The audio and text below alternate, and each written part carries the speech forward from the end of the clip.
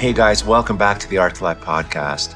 Wanting to dive into creative blocks. I've been traveling a lot and seeing a lot and doing a lot, and sometimes when I am not around my studio, things get so busy that it starts to feel like my art is taking a back seat. And the story I'm telling myself is that I'm kind of blocked right now.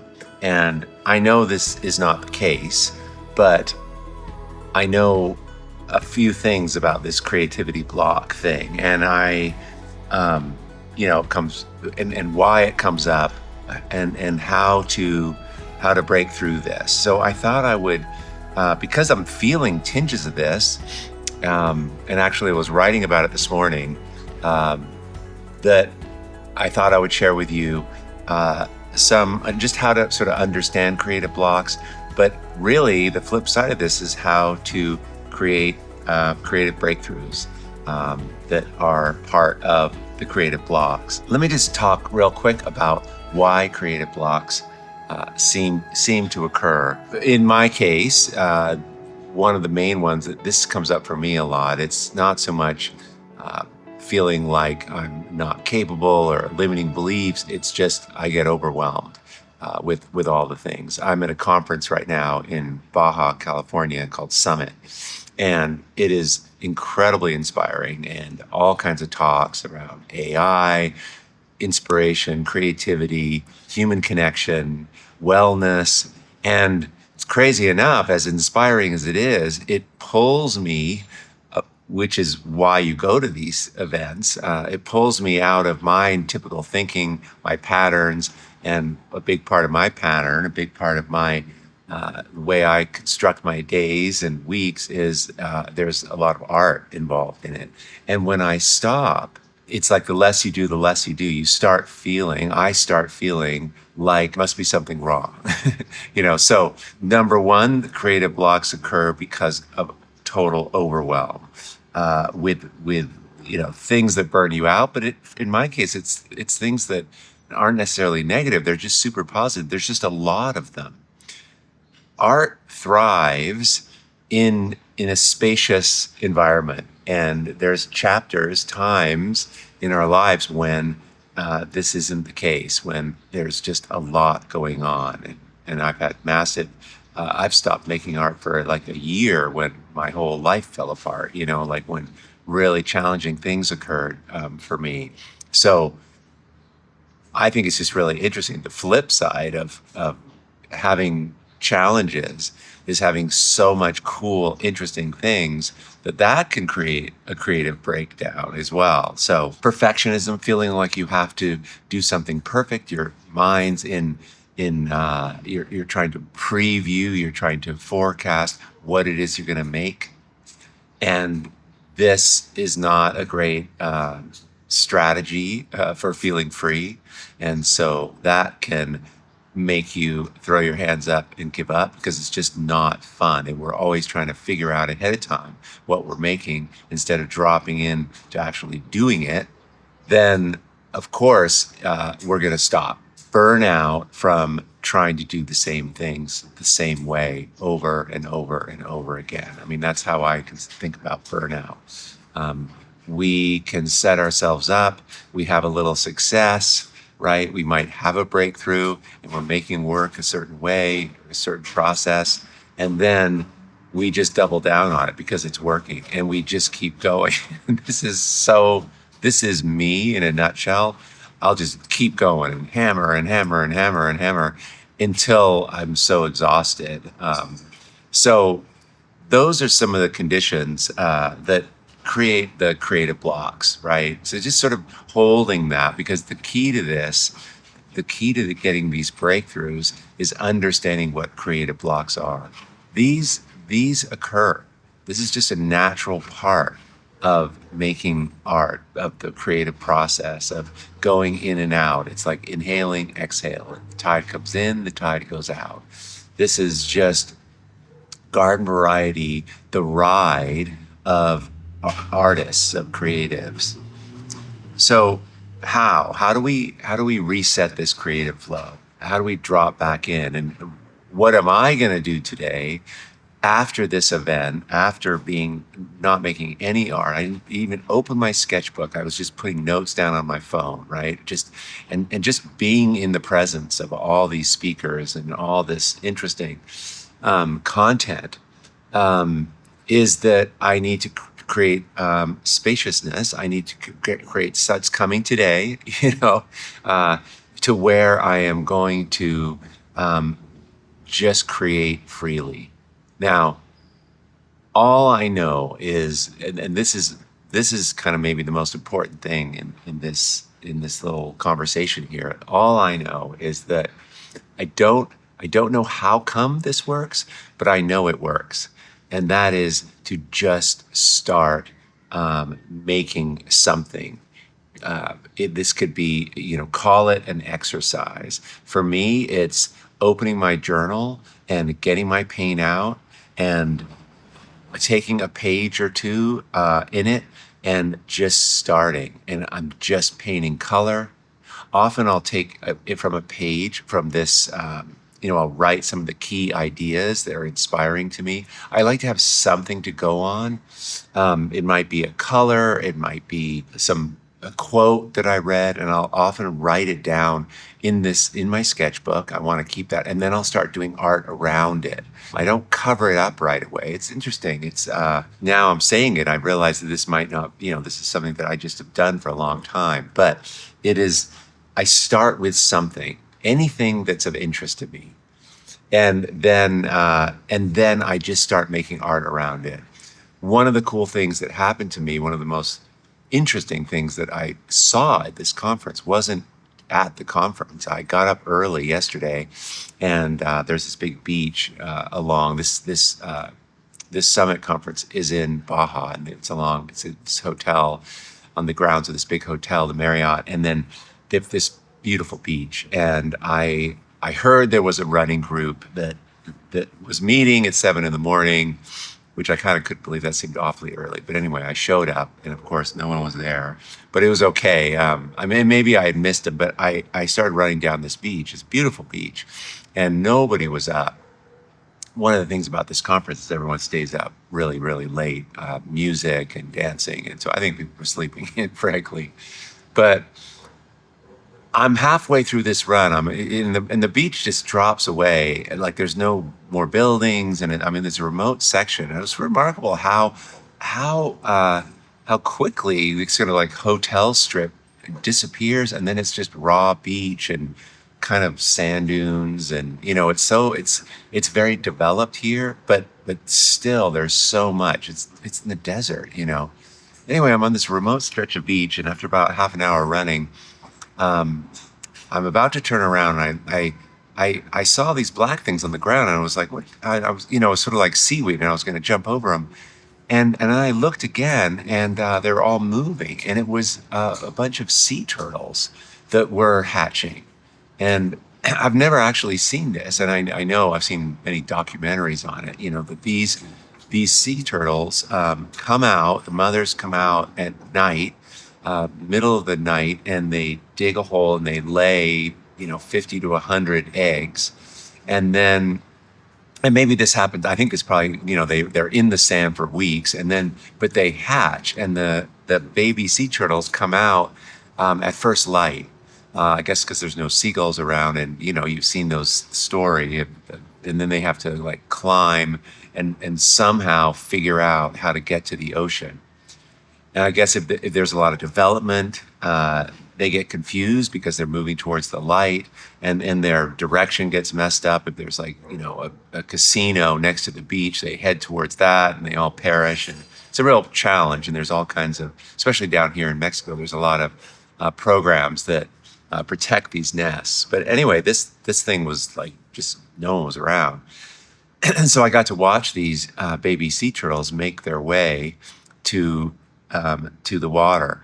And it was incredible because, I was thinking, it's like, wow, this is their first 20 minutes of being alive, and they're kind of like trying to swim across the sand. And I could just tell watching them how tired they were, like they're just getting going. And they would they were getting to the beach and they had to go over all this dry sand, but there's these footprints in the sand, like people had run by in the middle of the night and early morning, and they're big dents. And to a little sea turtle, these footprints were kind of these big obstacles, and they weren't going around them. They would just go towards these, heading towards the water, and then they would fall into the footprint. And they're small, these sea turtles, and oh my God! And it's like now they're at the bottom of this footprint, and they're trying to get out the sand, and all the sand's caving in, and then they finally would figure out to turn and kind of go out to the side of the footprint, and then they would go another, and they'd fall in another one. And they'd have to rest all the time. And I'm looking around thinking, these seagulls, they're coming. Like as soon as one bird sees these fresh turtles, game over, And so I just got all caught up in it. I was watching this one, the first one to get to the water. And it related a lot to, to struggle. And this, just like, what we're talking about, the tide coming in, the tide going out, they would push really hard and then they would absolutely stop. And I was thinking, oh my God, this thing's had a heart attack. And it would just sit there. And then it would start again. And then it would keep going. And then it would sit there. And I was like, come on, get in the water. You're going to get eaten, And, but it was a reminder to me of just the cycles of just the nature's way of how we become, how we move towards what it is we desire. And it's creative blocks and creative breakthroughs. These are the flip sides of each other. They come together. Anyway, it was the most powerful thing to watch. And I spent quite a long time there just watching how these sea turtles some would head in the wrong direction for a while, and then they'd course correct, It was kind of amazing. Anyway, these getting in motion, right? Just starting the trudge again, right? Just taking out the paint, making any kind of marks. And it is completely unrelated to what your work's gonna be like. It just opens you up. You can use a pen for this, free contour blind drawing. You can write, stream of consciousness. But the important thing is to do something that allows you to not stop. This seems to be the magic of it. When we're at retreats, we do these exercises where we take 3 really amazing songs and we have everyone stand up, and we take 2 boards instead of 1, and we turn the music up and we paint for like 9 minutes, 10 minutes. And what happens when people don't stop and they don't have time to think and they're not thinking is probably the biggest takeaway of the whole retreat. For most people, and if there's 10 people in a retreat, probably 7 of them are going to make their best art in that 10 minutes. Every time. I mean, it's not even like a couple people make some amazing things, and they're not even trying. This is the amazing thing. They're just working without thinking. But regardless of the results, it's just striking how much people get out of this, how much they like what they're doing, how it reinvigorates them. Everybody gets fired up. Everyone realizes, oh my God, there's a whole key to unlocking this way of being. And this is the doorway into creative breakthroughs. Really, creative breakthroughs are how you're going to be. You're always wanting to be primed like this. And that's how you set it up. Creative breakthroughs are just when you're making art and you're free and you're doing it in a consistent way. The creative breakthrough doesn't have to be, Wednesday and then you wait 3 weeks. You can set it up so the creativity is breaking through all the time. Those exercises, another good one I recommend is just try to make the ugliest thing you've ever made. Try to make a piece of bad art. Just take 20 minutes and just do everything you don't normally do. It's almost impossible to make something, even if you're trying, to have it be a total flop. I've done this before, and it's like, I'm just going to take out these muddy, dirty colors. And I end up getting these incredible colors that I save the damn thing, So this is another exercise to try. So there's, writing a word down in your journal, a statement, a quote, and doing art around it, much the way, you did when you were in high school and people were giving you information, you would decorate the page, much the way you do when you're on the phone. I used to, sit on the phone forever and I do those like Zen tangles, just weird drawings that were I wasn't even aware of what I was doing. Um, Giving yourself a time, 10 minutes, and putting on music and just committing to just not stopping, just going for it. Choosing a color that's really great and just being committed to just using that color with other colors and just keeping the color the focus. Or, taking a pen and just blind contour, just drawing without looking down at your paper. That's another way. The main thing with all of these are that you're not stopping, that you don't have time to think. What we got to start doing, and then taking this and then tapping into inspiration. How do you connect more into inspiration, to what lights you up? Now you start stacking on this, getting loosened up, getting that in that mode, in that creative flow. And do this once, do this twice, and get that rhythm going again. And now you've got to start enhancing your art making experience, right? What is the music you need to listen to? Like I just do this. I can just picture myself doing this. I'll look for music, new music that I've heard, starting a new playlist, right? It's just starting again. I might name the playlist like Art 2025. Like, this is the beginning. This is the feeling of the art I want to have, right? I will look at my old work to revisit what it is about that inspires me. This is just a little bit of time to reconnect with yourself and what you've been making. Looking at other people's art, this can be a bugaboo because if you think about it the wrong way, you can feel less than. Everyone's work looks better than yours. But if you're really looking at other work, if you go to the museum, if you go out to creative places where art is, it could be a cafe, it could be a park, really looking with the focus, looking with the intent to pull out what it is from what you're seeing that inspires you. Having these resources right around you. I will literally grab. I used to have this wooden decoy duck in my studio. Those hunters use them, and I bought this on the East Coast a long time ago. It's really cool. This old thing, and I ended up painting it.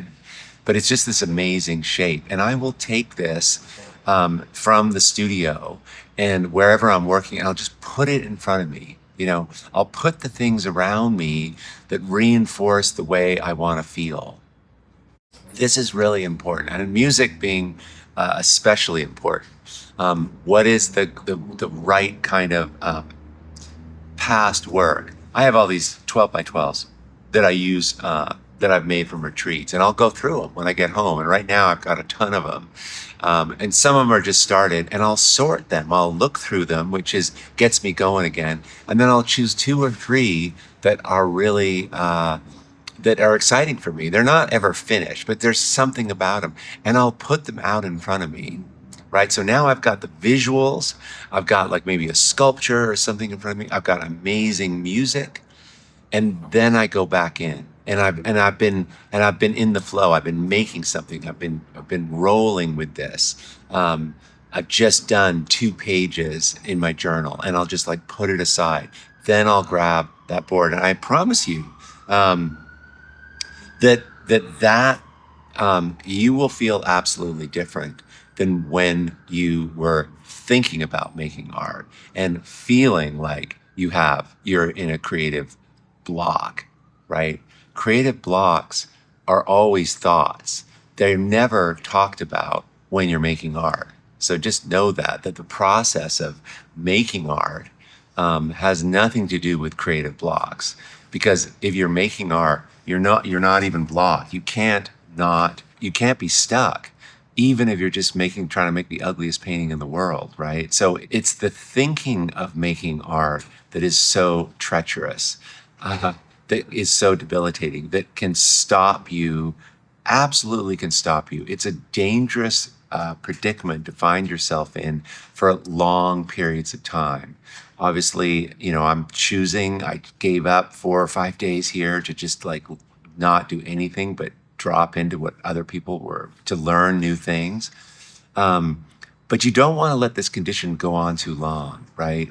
Just 20 minutes, right? Get back into the practice. I teach the bloom practice, and the bloom practice is just this. It's reconnecting with how you want to feel, right? And then making art from this place, the feeling place. You've got to get out of the head of worrying about creative block, of thinking you're not doing something, and drop back into how you feel. And then a natural extension of this can be, choosing colors from that place, what it is intuitively that I'm doing. How can I just make art, make something, create anything? And the whole point is to do it from this place of feeling. Open yourself to these feelings and make art from this place. It's an incredible strategy for creating breakthroughs in your work. It's the strategy. It's the process I teach on repeat. And by the way, this is better together for those of you in the studio. That's why that's created, because doing this with others is way better. It's more inspiring. You're less in your head. And it's just friggin' so much fun. But that aside, this is something that you can do right now while I'm talking, right? Before this podcast is over, you can have totally shifted your perspective by feeling into something, what you want to make, and just doing something that is completely not necessarily related at all to what you're trying to do, but just something that shifts that way of being, that you start making something. And as soon as that paintbrush hits that paper, as soon as the thing that you're making, as soon as you see it, now the conversation is different in your head. And this is what's going on. The conversation in your head, the thinking, the way you're reacting, the neural pathways, all of that is very, very different when you're responding to something that is coming out of you. Another cool thing that I like to do, and I do this at retreats a lot, is having people realize the connection between movement and play and creativity. That it's one thing, and we see this, people come to a retreat and everyone's sitting there and they've got all their things organized, and they're making art quite passively, sitting there. It's fine, right? You can kind of see what you're doing, but things don't really get going until people start standing up, and preferably they're moving somewhat, listening to music, and there's movement happening. So feeling that you can move, feeling that you have space, right, psychologically, is supported. But when you move, when you dance, when you have space for your materials, like don't set up a place that you feel really cramped. You want to feel free, and movement gives you that feeling that you have freedom. And it's the place of freedom that we're trying to get everybody into in order to make the amazing art, in order to make art that feels like them, right? So moving, listening to music, even laughing. Like there's a thing around conversation, and lighthearted is the best way, the best approach to doing anything. Right? If you've got to give a talk and you're super nervous about it, you can just be lighthearted and not take yourself so seriously. The talk's going to come out way better, right? You'll be more relaxed. And what is this? It's so important, right? We're white knuckling it, trying to make something. It's got to be so good, and I'm so important, and my art's, I'm an artist, and I have to, it's like, just drop it. Just drop that, and just drop into the playing of this thing, and coming from this place of playfulness and movement, moving. Another way around this is to just stand up, hold the brush, hold the tool at arm's length, get back from your art so you're not so close to it. So many people, when I work with people, the people that are really struggling are really in it. They're just, and this is such a metaphor for life when we're just in our problem and we cannot see, we don't even look up to the most amazing day that's happening, right? If I was running along that beach and I'm just all stressed out about everything, I would just like step on these damn turtles. It's only that I actually have some space and I'm kind of light and this is so beautiful and I'm looking around, I'm noticing things, playing, being lighthearted, adopting that as a way you're striving to be more and more, using your art to teach yourself how to be this way. I feel like this is what we're doing when we're using art, right, to help us become more ourselves, to become more of our natural state, to become happier, to become more joyful. This is the whole point of what art can do for us. It's why I think so many people are drawn to making art. It's an invitation into a new way of being, right? And so the creative block is just this continual reminder to come back in, come back in. A creative block doesn't feel good. It doesn't feel good because it's not aligned with who you intuitively, instinctively, who you want to be, how you want to feel. The creative breakthrough is a way of being that you can kind of set up for yourself so you can be in a creative breakthrough in your life. This is everything. And the way creative breakthroughs are talked about are that there are these moments that you get three of them in your life, and it's like I don't really believe that. As I don't believe about creative block either. They're two of the same things. They're two of the same coin, right? One side's the challenge, one side's the easy part, but understanding both and going back and forth between the two, it takes the charge out of it. And you can keep the pattern of being in a breakthrough stage going longer and longer and longer.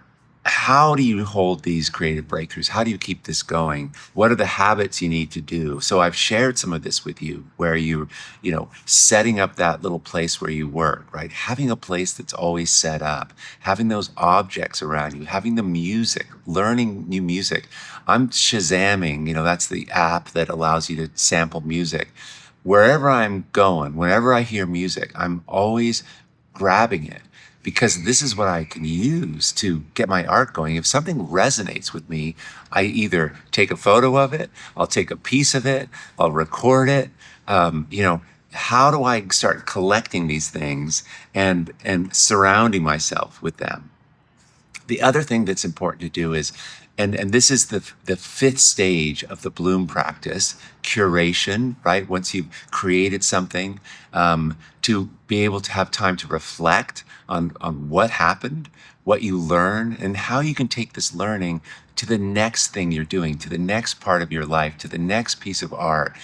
What worked? How did you get out of this? What I'm sharing today with you has come about. I don't really have notes here because I've written this down so many times. I've done this so much. This has been the good part and the hard part of my life. So writing this down, writing down what's worked for you is really, really important. Duplicating documenting your process, right? So you can at least get back into it faster, and you can replicate that success in the future. Talking about it. I think teaching, I think helping people is, for me, the main way that I learn. I'm sharing with you something that I'm going through right now, and I'm much more clear about what I'm going to do as a result of sharing with you how I'm going to get out of this. So this might be a great opportunity for you if there's people in your life that love making art with you, or you're doing a class, or just to really share this, talk about this, daylight this, as this is a pattern. This is a big part of a creative's life, this in and out thing that that we're talking about right now. And the rest of the world has framed it as, a creative block. We don't know how it happens to everyone. It could last for a week, could last for 10 years, and then they could just die. This is how people who are not connected to creativity talk about it and see it. And creative breakthroughs, the same thing. But creative breakthroughs, who knows? And you're lucky if you get one, But artists understand, creatives understand, or need to understand that this is not at all how the world describes it. Creative breakthrough is overflow state.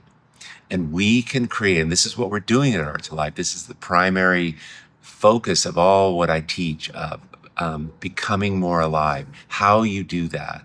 Becoming more alive is living in breakthrough state. It's living in higher energy, giving off more energy, having more to give of yourself, to your art, to those around you, to the world. It's overflow. It's more than just flow. It's a state of breakthrough.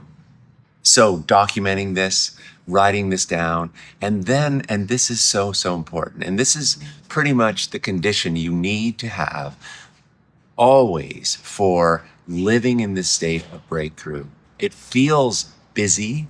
It feels like you're doing more in order to have more occurrences of, wow, that's just amazing. That amazing thing happened.